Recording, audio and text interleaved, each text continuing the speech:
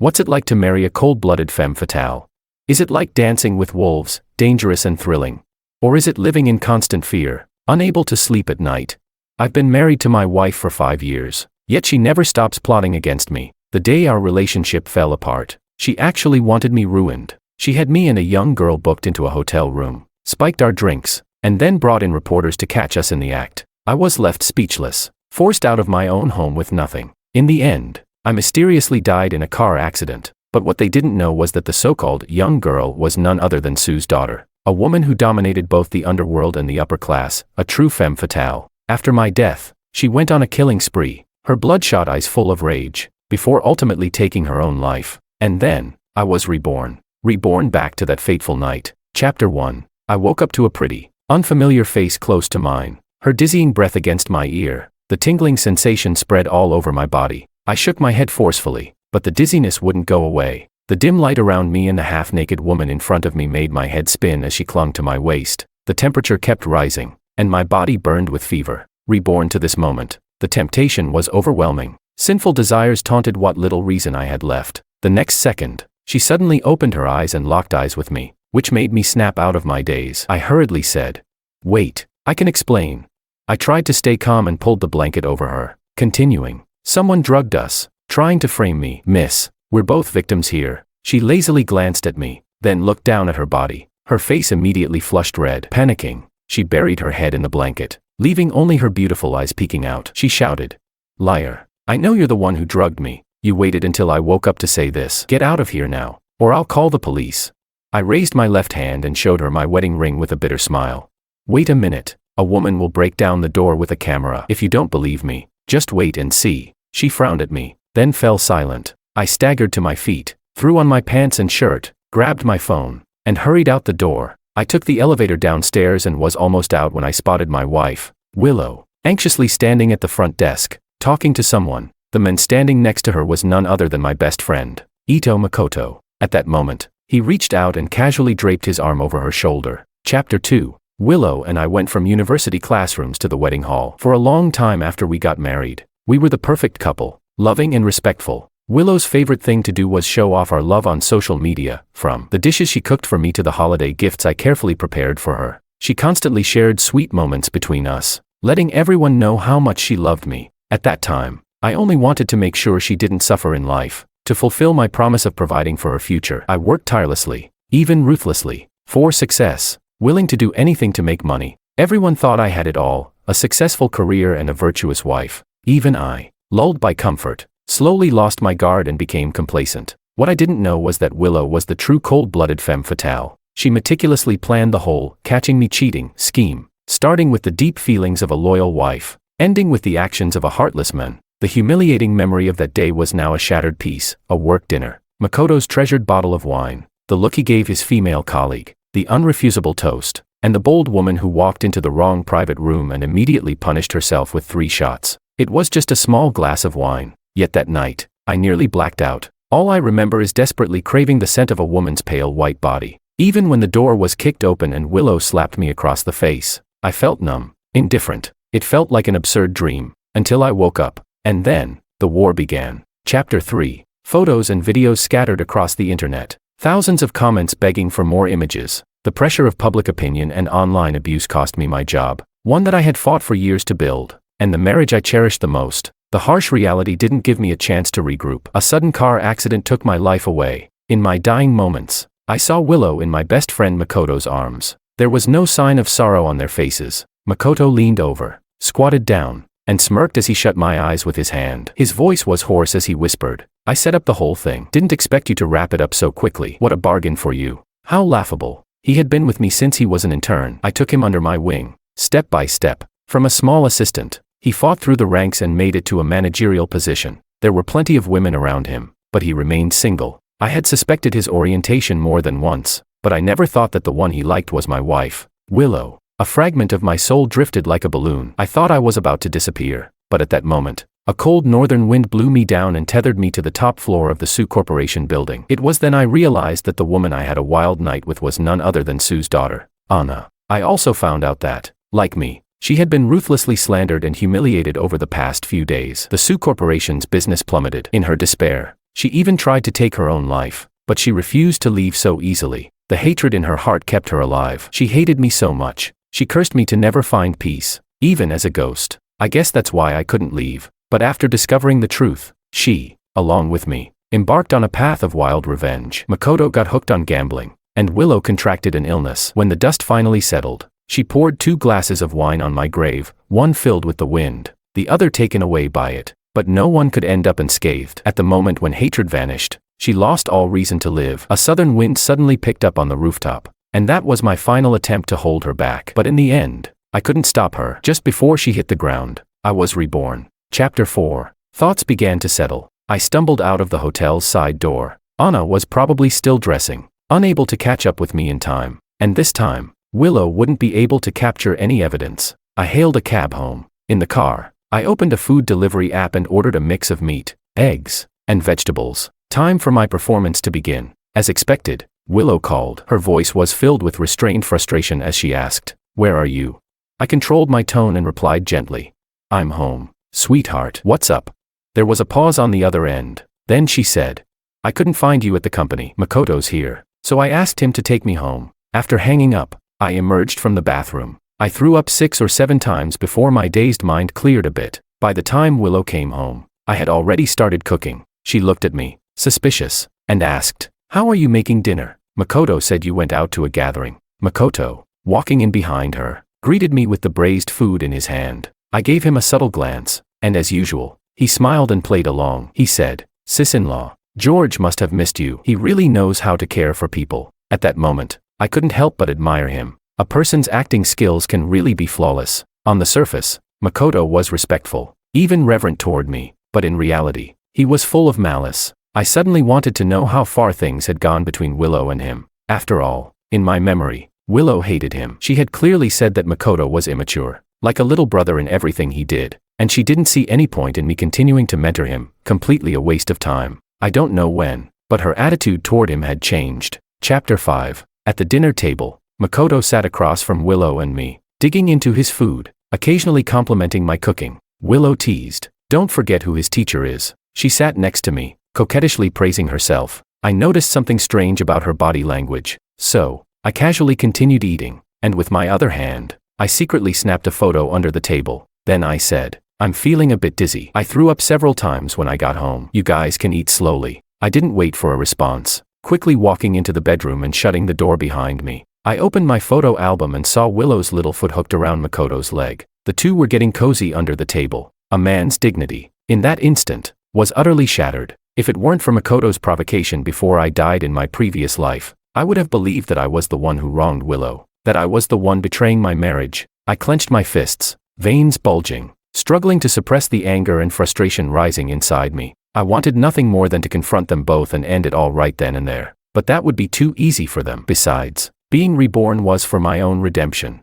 not to dive back into the abyss. I pondered for a long time before coming up with a devious plan. I lay in bed pretending to sleep until Willow finished her shower and lay down beside me. I pretended to wake up, then reached my hand along her curvy body. She quickly pressed my hand down and whispered, "Honey, no, it's my period." I withdrew my hand and placed it gently on her stomach, looking at her with sincere concern. "Does it hurt? Should I make you some soup?"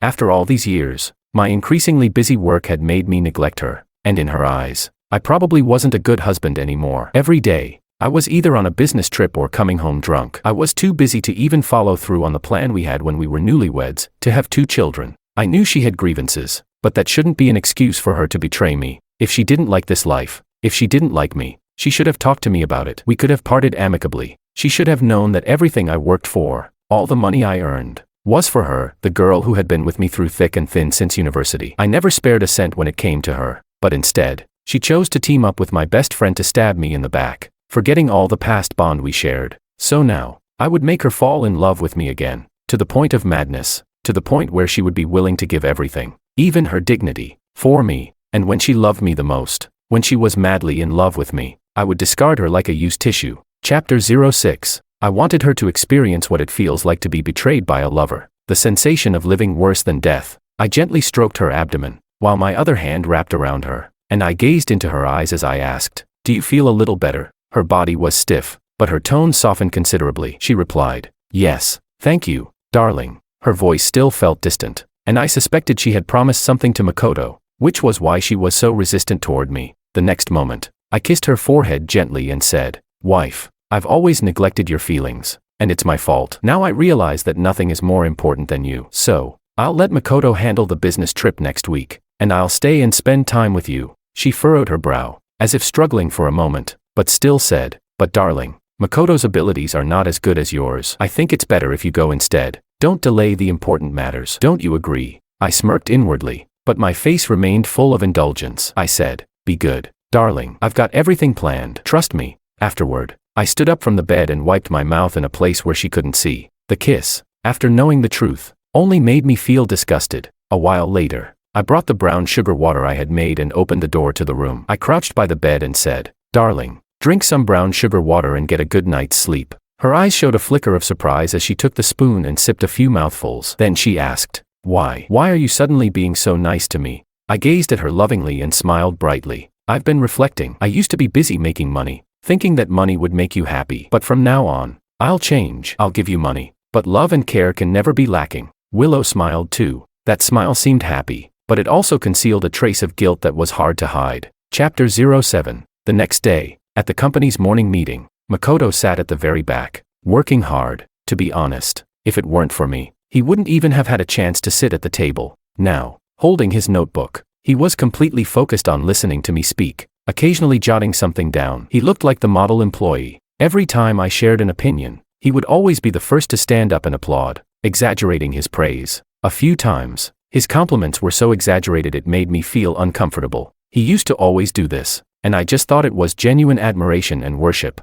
Although it was a bit awkward, I tolerated it. It wasn't until now that I noticed the other colleagues' faces always seemed so unnatural. At the end of the meeting, I reassigned his tasks. Smiling, I said, "Makoto, quickly prepare the materials and book the tickets. This business trip is your chance to showcase your abilities." "No problem." "Right," he replied. "Wait, George, am I going alone? What about you?" He stared at me, confused. I tapped the table and said, "If you have any difficulties, feel free to bring them up, but handle them yourself. By the way, at the company, there's only Mr. Wong, not George. Next time, it's better to think before you speak." My cold tone made him feel somewhat embarrassed. The colleagues exchanged glances and whispered. Makoto gritted his teeth and responded quietly, "Okay, Mr. Wong." As soon as I returned to the office and sat down, he knocked on the door, holding a cup of coffee, and with a flattering tone, he said, "Mr. Wong, about last night. It should have been me who took you home, but I had a terrible stomachache and had to rush to the bathroom. When I came back, you were already gone. You're not mad about this,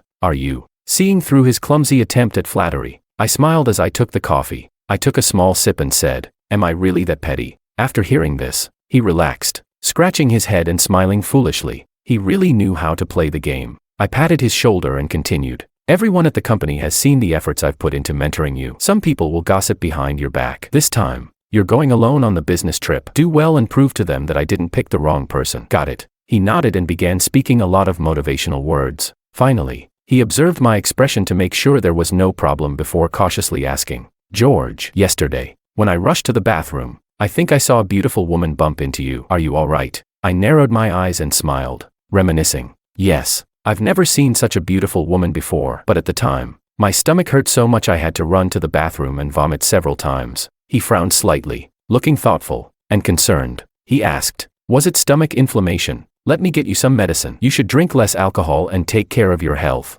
He really knew how to say the right things. I just didn't know if Willow would still listen to him when he came back. Chapter 08. While Makoto was away on his business trip for a month, I began to think about the reasons behind the change in my relationship with Willow. I used every means to win her over again. I invited her back to campus, walking together under the lush banyan trees, walking leisurely beside her. I gently nudged her shoulder and said, "Willow, I heard that many boys are pursuing you. Should I start lining up for the chance?" The woman, bathed in light and shadow, seemed momentarily dazed. Then, in a playful tone, she pouted and said, "You really know how to talk. I'll reward you with 50 cents. I took the opportunity to hook her arm with mine. Our fingers interlaced. In the stillness, it felt as if time paused for a few seconds. I could see the faint smile in her eyes, and the subtle intoxication. Not only that, I also took her to amusement parks, popular tourist spots, and trendy restaurants. I even carefully learned about good photo angles online. I took treasure-like photos of her, perfect for her social media posts. With my meticulous care and companionship, our relationship quickly reignited. We walked in bustling crowds, and she would actively link her arm through mine, just like the sweet days when we were in love. But Willow, the hand-holding, hugging, and romance we shared now were all built on a solid financial foundation. Don't you understand the saying, poverty makes everything difficult?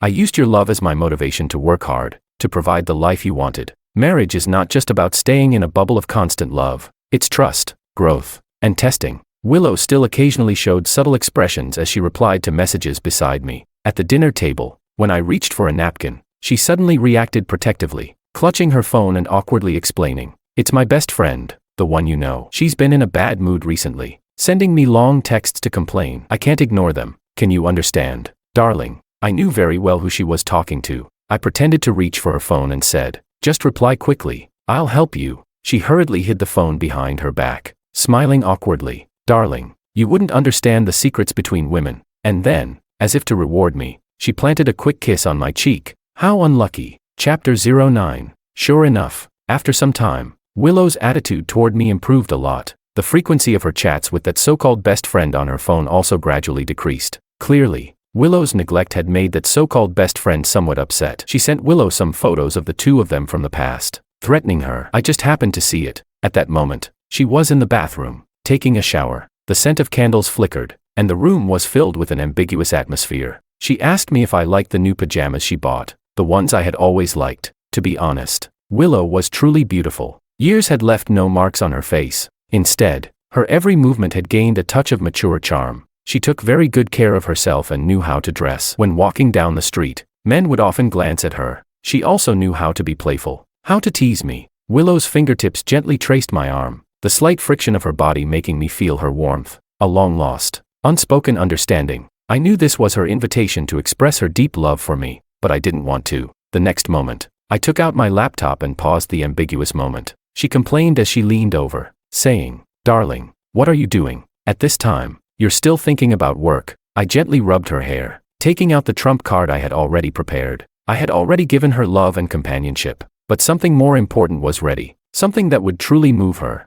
I showed her the thing that would completely touch her, 5 million in savings. I said, "Wife, I know you don't like your current job, and you've always wanted to open your own flower shop. Now, this doesn't have to stay just a dream. Quit your job. You can use this money to fully plan the career you've always wanted." She stared at the amount of money on the screen. She cupped her face with her hands, tears falling between her fingers. She was so excited, she could barely contain herself, saying, "Darling, you understand me so well. I'm so touched. I think I love you to death." Boo-hoo. She buried her head into my chest and hugged me tightly. "But sorry, I've come to realize, money is for women to see, not to be spent by them. In my past life, I was one step away from financial freedom. This bonus was something I had planned to surprise her with at the end of the year, but she doesn't deserve it." After saying that, Willow once again tried to tease me. Her hand began to wander lower. I tapped her on the head, pretending to be serious, and said, "Willow, you're about to have your own business. This is an important investment. Hurry up and get up, make a plan,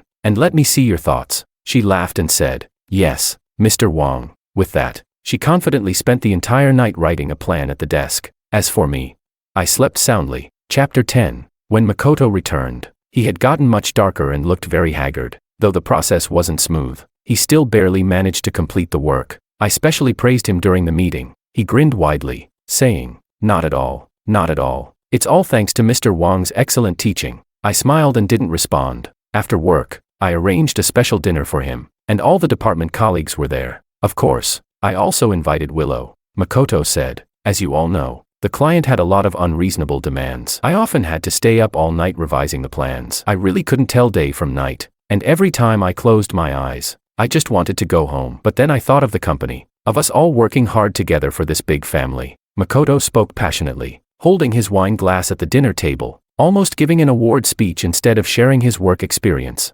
Willow, dressed in a light blue gown, sat next to me. The dress made her skin look like snow, and her face was even more exquisite and pure. I had specially asked her to dress up, using the excuse of needing her help to impress the female colleagues around me who had inappropriate thoughts about me. Makoto, seeing Willow enter the room, stared at her with wide eyes, his tone becoming more firm as he said, "In any case, I will work even harder. Mr. Wong is the person I respect most, and I will never disappoint his expectations." Everyone laughed and applauded. and the atmosphere became lively. Willow sat beside me, and I purposely hugged her affectionately in front of everyone. My colleagues chimed in. Mr. Wong, your wife is really beautiful. I thought a celebrity had come. Yeah, you two are a perfect match. A match made in heaven. Everyone was showering compliments on Willow and me. Only Makoto lowered his head, silently drinking. After a couple of sniffs, he suddenly raised his head and said, "Come on, Mr. Wong, Mrs. Wong, let me toast to both of you." One glass after another.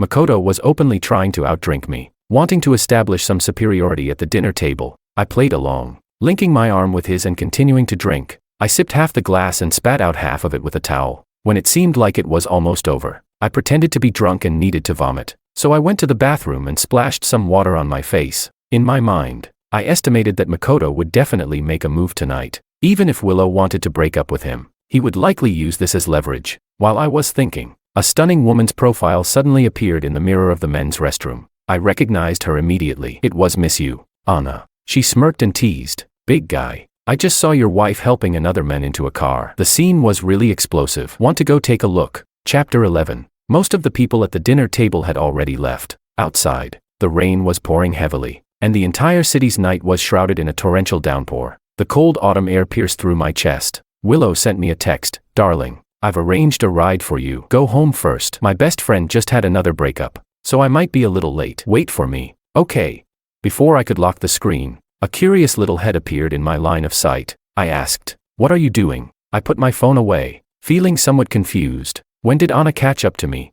She eagerly grabbed my arm and said, "What are you doing? Let's go catch them in the act." I was speechless. Why was she so interested in gossip? What did it have to do with her? Then I remembered how, in the past life, she had cursed me to never find peace. I pushed her away and said, "Please behave yourself." She froze for a moment, then raised her voice. "What? Can't you talk properly? Are you acting like I'm some kind of thug? Such a shameless man, reacting so much. Could it be that you're gay?" She paused for a second, then nodded, saying with certainty, "No wonder last time when I lay in front of you, you couldn't even get excited." I retorted, "Cut it out. Couldn't it be that you just don't excite me?" As soon as I said that, I regretted it. After all, she was Anna. I had such a sharp tongue. Would she take revenge on me?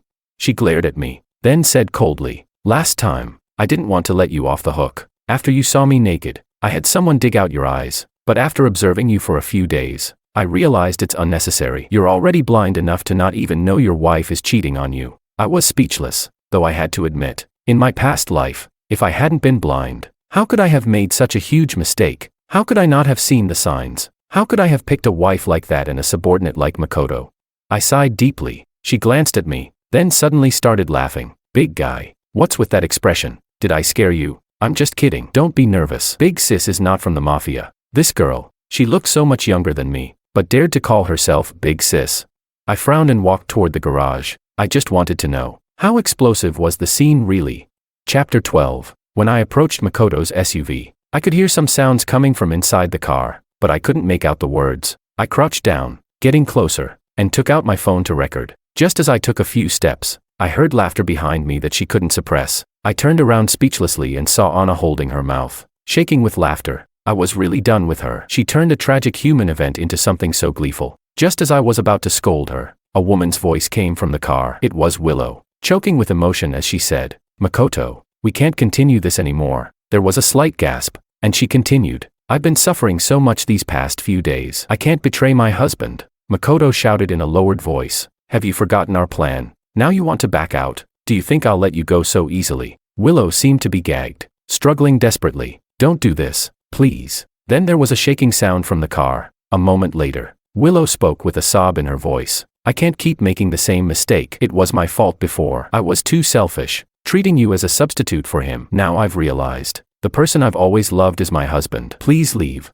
please." Makoto said, "Last chance. Give me one more, or I'll expose everything between us." Willow refused. "No, I would rather die than do that." Then there were more rustling sounds. I lifted my phone. Anna was poking me from behind. She whispered, "I'm really curious. Let me see what expression you have now." I was speechless. I couldn't be bothered to respond to her. Everything was set, just waiting for the right moment. The next second, I suddenly stood up and kicked the car window, shattering the glass. Chapter 13. Both of them in the car turned to look at me, their eyes filled with panic. I had never seen Willow like this before. Her face was completely red from shame. She couldn't look me in the eye and was clearly very embarrassed. She stammered in an attempt to explain. "Darling, he's drunk." I ran into him halfway, and he said he'd drive me home. He offered to take me back. Anna teased. "He was drunk and drove you. You two really have guts." I couldn't help but sigh inwardly. In my past life, when I was caught with her in bed, Makoto had stood there, enjoying the show and adding fuel to the fire. But Makoto wasn't as I had imagined. He calmly said, "George, my sister-in-law said she likes me, so if you want to blame anyone, blame me." I couldn't resist. Willow slapped him hard. Her face flushed with anger as she said, "You're lying. When did I ever say I liked you?" She tucked a stray lock of hair behind her ear, and a single tear fell, giving her a pitiful, rain-like appearance. She then said, "Darling, nothing happened between us." I stepped back and saved the video on my phone. I acted calm and composed as I gently lifted her out of the car, comforting her with, "It's all right, darling. I'm here. I'll take you home." The other three were frozen in place, especially Anna, who gasped, "Hey, are you out of your mind? She's been lying to you, cheating in your marriage, and you just let it slide. What kind of person are you? Are you a turtle or something?" Chapter 14. I ignored her. In the rain, I hailed a taxi. She sat next to me, one hand clutching my shirt sleeve, her lips tightly pressed together. When we got home, she hugged me from behind and said, "Darling,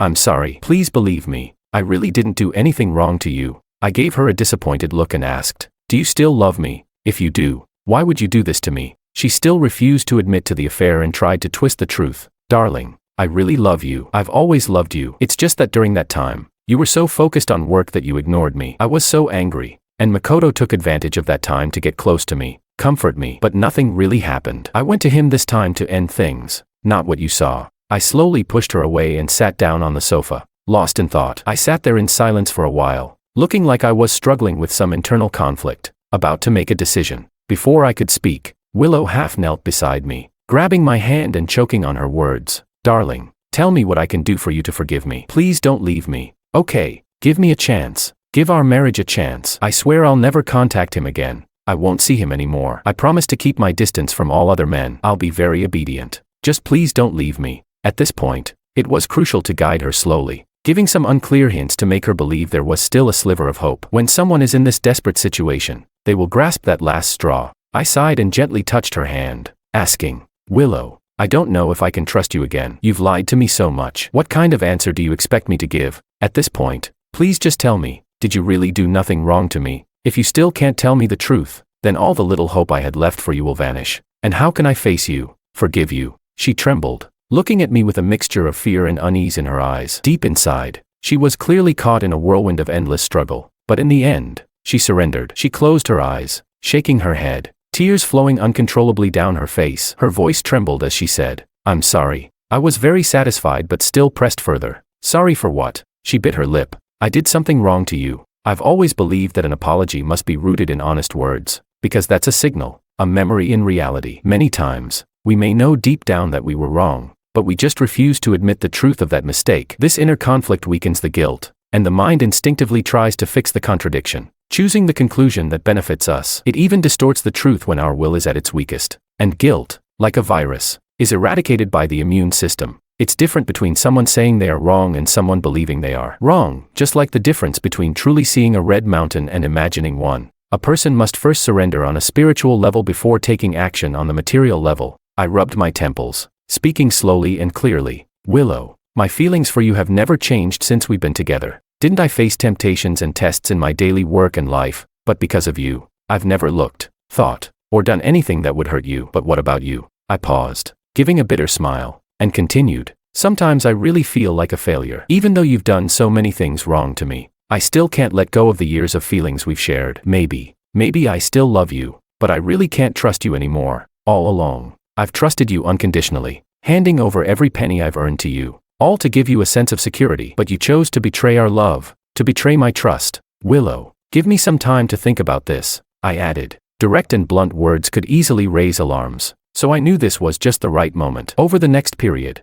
I would make her suffer, waiting in full expectation only to face complete despair. As expected, she said, "Darling, I will prove to you how much I love you." She wiped away her tears in secret and walked toward the room, each step feeling heavier than the last. I entered the study and locked the door behind me. Chapter 15. When Willow transferred all her money into my account, I finally breathed a sigh of relief. She said, "Darling, in the past, you trusted and cared for me unconditionally. I'm willing to give you everything I have, leaving no way out for myself. Maybe I don't deserve your forgiveness now, but in the days to come, I'll spend my life making it up to you." I accepted gladly, shedding fake tears of gratitude. From that moment on, I began to treat her coldly and hotly in turn, as if I didn't know how to face her. Sometimes I would flash her a smile, making her think everything could go back to normal. Other times, I would create excuses to turn cold, using silent treatment as a form of emotional cruelty. For example, on the first day, I cut off her card, but the next day I bought her a gift she had been longing for. Or I sold her car on one day, and then started picking her up from work the next day. In this tug of war, she grew more and more docile. Once someone who didn't even lift a finger around the house, she now made me 3 meals a day and took care of the housework without complaint, making sure everything was in order. She also became more humble. My slightest gesture, my words, or even a sigh would stir her fragile emotions. One time, I was just sitting on the sofa, silently not eating the meal she had prepared, and she knelt by my side, nearly in tears, begging me to tell her what was wrong, pleading for clarity. As for Makoto, his skin was thick. He continued working, bringing me tea and flattering me constantly at the office. Finally, in front of everyone at a meeting, I fired him. Makoto angrily slammed his hand on the table, tearing off the mask. "What do you think you are? You're firing me? I've been working hard for years, and if you're using this as an opportunity to settle scores, fine. I'll expose you, and no one will come out of this unscathed." The room filled with murmurs, and several people frowned. "Makoto, stop being unreasonable. Mr. Wong wouldn't fire you without reason." "Yeah, Mr. Wong's always taken care of you, and you're just trying to take advantage. I've been meaning to say this for a while. You're unreliable and you bully the new hires. Have some shame." I took a sip of water and calmly said, "You've repeatedly forged my signature and made decisions on my behalf, which led to company losses. If that's not enough, should I mention other things?" He was furious, his face red with embarrassment, and he shouted, "You're talking nonsense. Those were just minor contracts. After all these years of working for you, are you saying I'm targeting you just because I slept with your wife?" The room went silent, and everyone turned to look at me. I raised an eyebrow and took out my phone, asking, "So, you're still in touch with her?" He gritted his teeth and nodded. "Of course, your wife can't get enough of me. She's been begging me to visit her at your place." I waved my hand for security to escort him out of the office. Dealing with someone like him required a different approach, while Willow needed emotional stimulation to be broken. Makoto, a scoundrel, needed to be dealt with ruthlessly. No room for hesitation. I saved the recording and continued with my plan.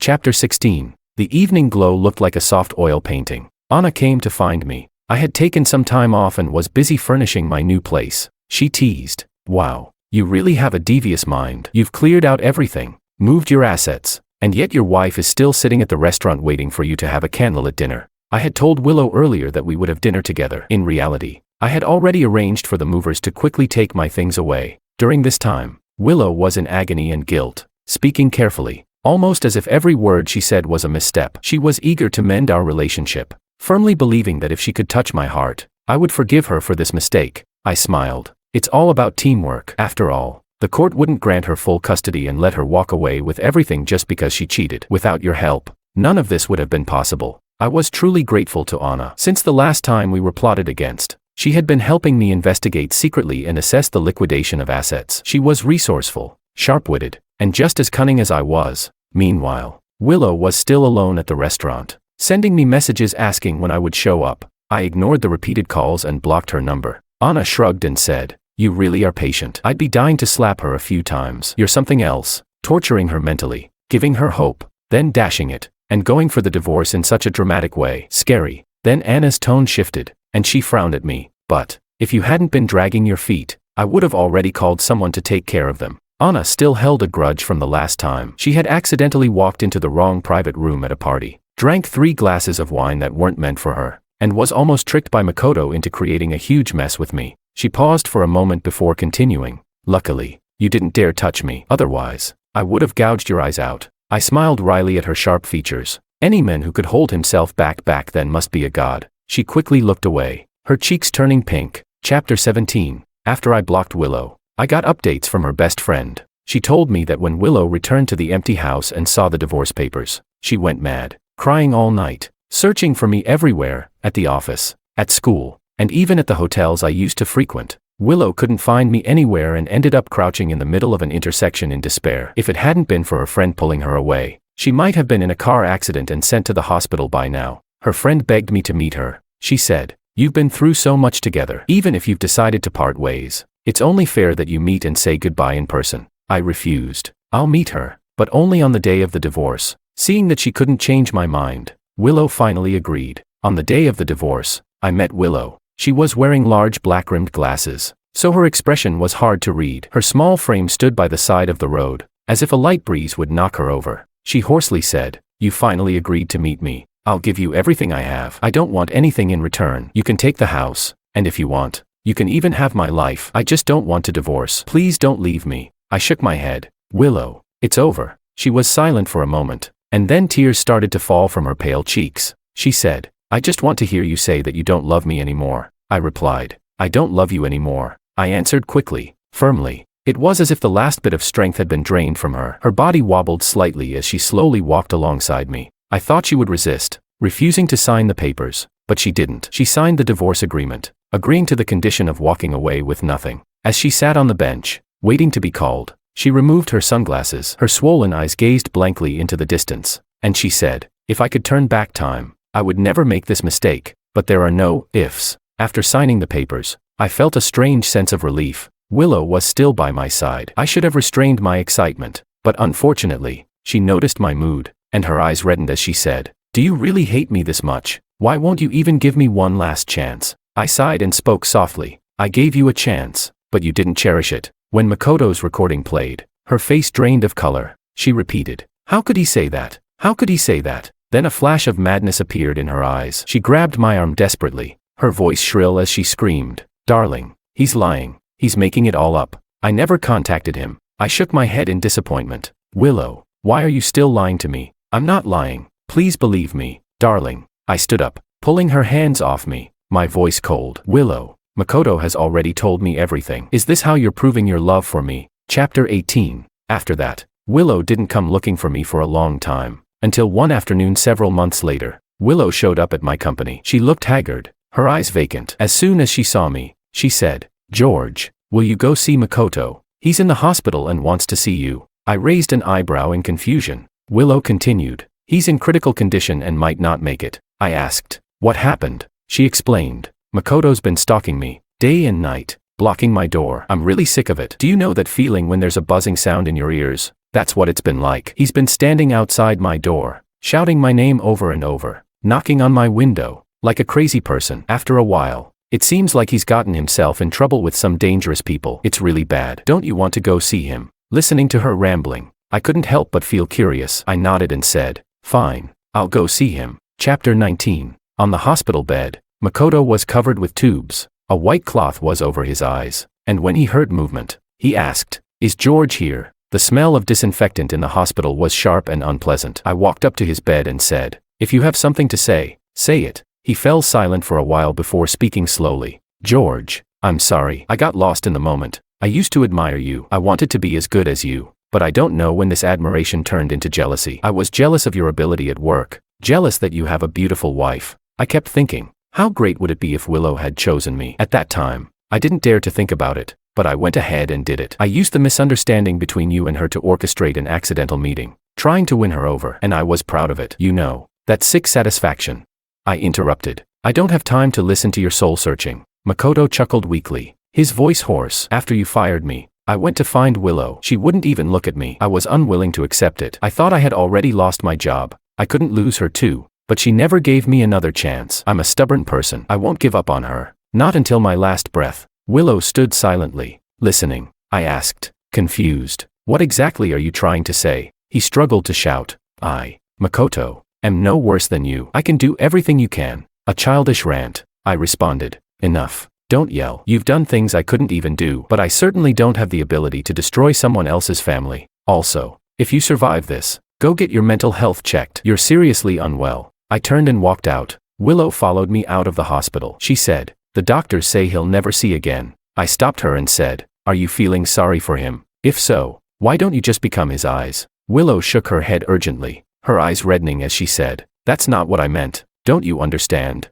I'm just trying to prove to you that there's nothing between him and me." I want to prove to you that I'll do anything for you. I ignored her. She cried as she followed me, saying, please, don't be silent. You can scold me. I don't care. Why do you have to give me the silent treatment? Chapter 20. No sooner had she spoken than the sharp honk of a car sounded from the side of the road. A blue McLaren was parked, and Anna was sitting in the driver's seat, looking out at me. I left Willow behind without looking back and climbed into the car. She chased after me a few steps but stumbled and fell to the ground with a thud. Her cries grew louder, but I didn't pay attention. In the rearview mirror, Willow became more and more blurry until she was completely out of sight. Anna asked, so, how does it feel? Pretty satisfying, right? I knew she was doing it on purpose. Maybe she was feeling sorry for me. I sincerely thanked her. Thanks. Anna laughed lightly. What's the point of a thank you? You can start by paying me back the money you owe. I was puzzled. What money do I owe you? She smirked. Are you trying to dodge paying? Last time, you just put your clothes on and ran off, and I ended up covering the hotel bill. I chuckled. Was she really so hung up on the money? Fine. I'll transfer it to you, but can we just forget about this? Don't you find it a bit awkward? I said. At that moment, Anna and I shared an unspoken understanding, something like mutual transparency. She kept her eyes on the road, occasionally glancing at me. Yeah, it's a little awkward. I was so mad back then. I even thought about gouging your eyes out. But when I saw you sitting by the road that night, looking so hopeless and broken, I thought you were dying. I ended up softening my heart. I thought about it for a moment and replied, thanks for showing mercy. We drove in silence for a while, but I couldn't seem to find an answer to my thoughts. Anna's voice interrupted my musings. All right, we're here. She parked the car by the side of the road. When I got out, she called after me, winking as she said, get a good night's sleep. Consider it a reset for your life. And don't forget, you still owe me a drink.